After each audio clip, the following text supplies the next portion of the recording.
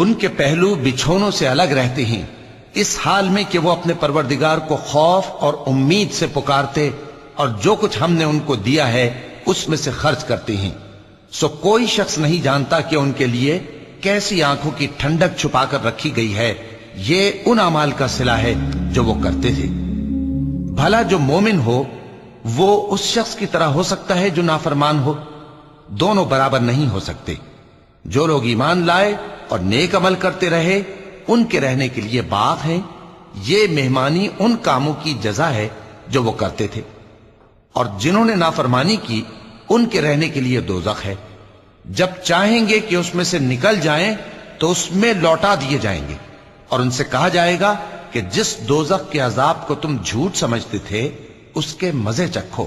اور ہم ان کو قیامت کے بڑے عذاب سے پہلے دنیا کے عذاب کا بھی مزہ چکھائیں گے، شاید وہ ہماری طرف